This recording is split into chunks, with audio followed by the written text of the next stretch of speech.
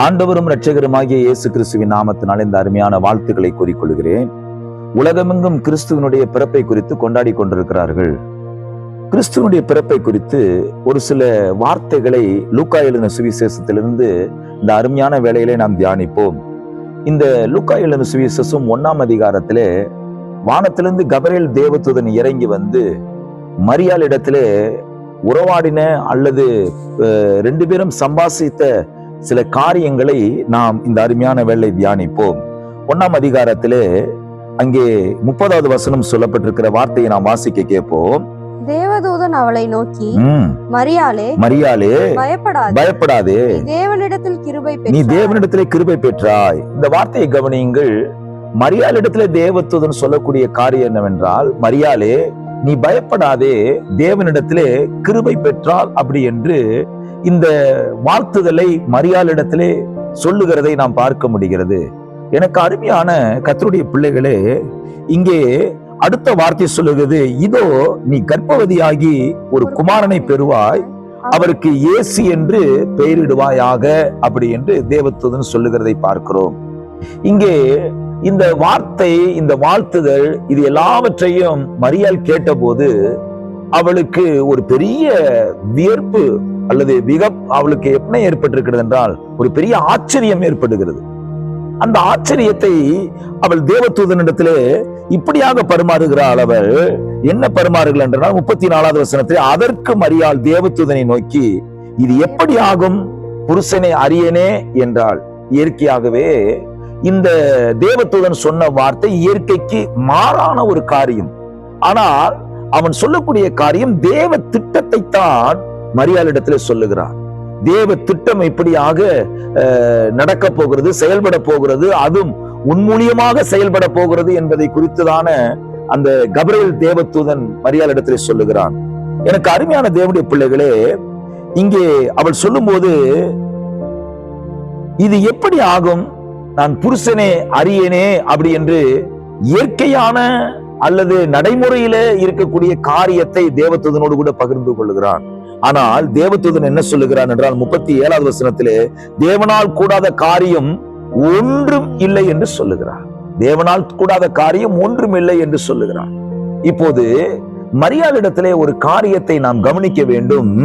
இந்த பகுதியில என்ன சொல்லுகிறார் என்றால், இங்கே 38வது வசனம், அதற்கு மரியாள், இதோ நான் ஆண்டவருக்கு அடிமை அப்படி என்று தன்னை என்ன செய்தார், ஒப்பு கொடுக்கிறார். சில நேரங்களிலே கர்த்தர் நம்மளோடு கூட பேசக்கூடிய வார்த்தைகள், எதிர்காலத்தை குறித்ததான திட்டங்களை ஆண்டவர் பேசும்போது அல்லது தீர்க்க தரிசனமான காரியத்தை நமக்கு கொடுக்கும் போது அல்லது தரிசனங்களை கொடுக்கும் போதும் சொப்பனங்களை கொடுக்கும் போதும் நம்முடைய சூழ்நிலைகள் அதை என்ன செய்வது கிடையாது, ஏற்றுக்கொள்வது கிடையாது. ஆனால் அதே நேரத்திலே நாம் நம்மை ஆண்டவருக்கு அடிமை என்று அவருடைய பாதத்திலே அமர்ந்திருப்போமானால், இந்த தேவதூதன் சொன்னானே கிருபை பெற்றவளே அப்படி என்று சொன்னானே, அப்ப அந்த கிருபை நம்ம இடத்துல வேலை செய்கிறதை நம்மால் பார்க்க முடியும். கிருபை நம்ம இடத்துல வேலை செய்கிறதை நம்மால் பார்க்க முடியும். இங்கே இந்த அதிகாரத்திலே சொல்லப்பட்டிருக்கிறது பாருங்க. இங்கே 41வது வசனத்தை வாசிக்க கேட்போம். எலிசபெத் மரியாளுடைய வாழ்த்துதலை கேட்டபொழுது, அவளுடைய வயிற்றிலிருந்த பிள்ளை துள்ளிற்று. எலிசபெத் பரிசுத்த ஆவியினால் நிரப்பப்பட்டு, இங்க நல்ல கவனித்து பார்க்கிறோம். எப்பொழுது தேவதூதன் சொன்ன வார்த்தையை அடிமை, நான் ஆண்டவருக்கு அடிமை என்று மரியாள் ஒத்துக்கொண்டாலோ, அப்பொழுது கர்த்தருடைய கிருபை மரியாளில் இருந்து கிரியை செய்கிறதை பார்க்க முடிகிறது. எப்படி என்றால், இப்போது மரியாள் சகரியாவுடைய வீட்டுக்குள்ளாக போகிறாள். அங்கே எலிசபெத்தை பார்க்கிறாள்.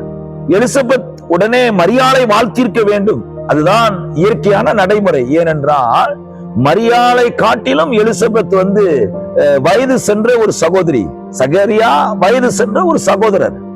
ஆனால் இவள் ஒரு கன்னி. இப்பொழுது இந்த கன்னி யாரை வாழ்த்துகிறாள்? கர்ப்பவதியாய் இருக்கிற எலிசபெத்தை என்ன செய்கிறாள்? வாழ்த்துகிறாள். இதுவரைக்கும் அப்படிப்பட்ட வாழ்த்துதலை அவள் என்ன செய்யல, பார்க்கவில்லை. எப்படி பார்க்கவில்லை என்று சொன்னா, வயிற்றுல இருக்கிற பிள்ளை என்ன செய்ததாம், துள்ளிற்று என்று சொல்லப்பட்டிருக்கிறது. தேவ பிள்ளைகளே, கிருபை வேலை செய்யும் போது அது மிக அற்புதமாக இருக்கும். வயிற்றுல 6 மாதமாக யோவான் சானகன் உள்ளே எலிசபெத்தினுடைய கருவறையில இருக்கிறார். இப்ப கருவறையில இருக்கக்கூடியதான அந்த யோவான் சானகன் இந்த மரியாளுடைய வார்த்தைகளை கேட்டு, அந்த மரியாளுடைய சத்தத்தை கேட்டு அவன் என்ன செய்கிறான்? வயிற்றிலே என்ன செய்கிறான்? துள்ள ஆரம்பிக்கிறான். கருவறையிலே துள்ள ஆரம்பிக்கிறான்.